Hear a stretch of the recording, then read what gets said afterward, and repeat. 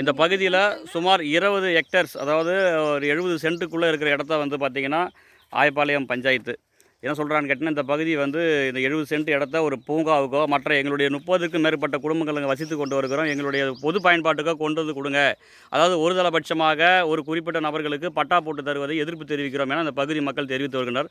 மாவட்ட ஆட்சியர் அவர்களுடைய கவனத்திற்காக இந்த காணொலி நமது தேடல் நாளிதழ் மற்றும் தொலைக்காட்சி நிறுவனத்தின் சார்பாக NTTV ரிப்போர்ட்டர் வெங்கடேஷ். சார், இது ராசிபுரத்துக்கு வட்டத்துக்கு சேர்ந்தது, நாமக்கல் மாவட்டத்துக்கு சேர்ந்தது.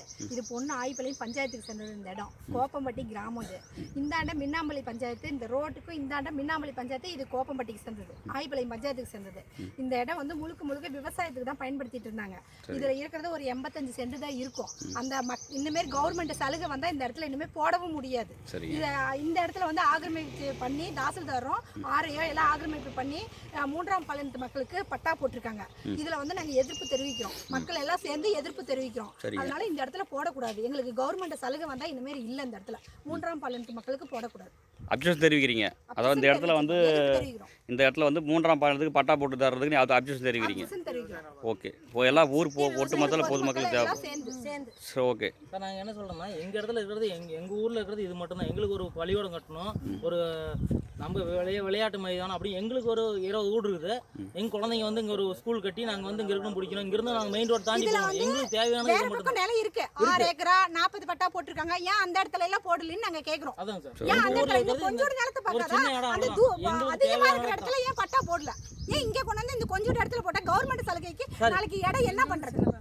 இந்த இடத்துல வந்து ஒரு சின்ன இடம், ஒரு 65 சென்ட் தாங்க சார் இருக்குது. இது வந்து எங்க மக்களுக்கு ஒரு 18 குடும்பம் இருக்குதா, எங்களுக்கு ஒரு ஸ்கூல் கட்டி விடுங்க, ஏதோ ஒன்று பண்ணுங்க, ஒரு விளையாட்டு மைதானம் இந்த மாதிரி பண்ணி கொடுங்க. ஏன்னா நாங்கள் வந்து எங்களுக்கு தேவையானது மட்டும் பண்ணி கொடுங்க நாங்கள் சொல்கிறோம். சுற்றுவட்டில் இருக்கிறவங்க வந்து பார்த்தீங்கன்னா இது ஒரு பொதுவான விஷயத்துக்கு பயன்படுத்த சொல்கிறீங்க. யாருக்கும் தேவையில்லை, பொது இடத்துக்கு பயன்படுத்துங்க.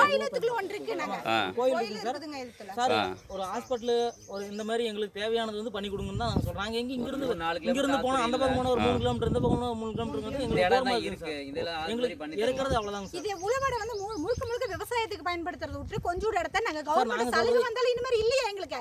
எந்த இடத்துல கொண்டு போய் நாங்கள் ஒரு பார்க்கோ மற்ற கோயில் பயன்பாட்டுக்கோ இல்லைன்றீங்க? எதுவுமே இல்லை.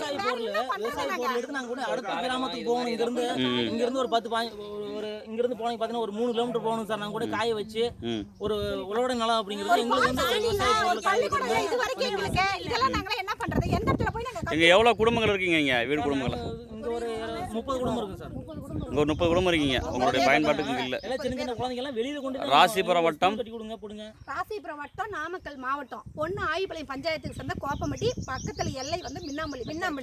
ஓகே, திருச்செங்கோடு இல்லைங்க சார்.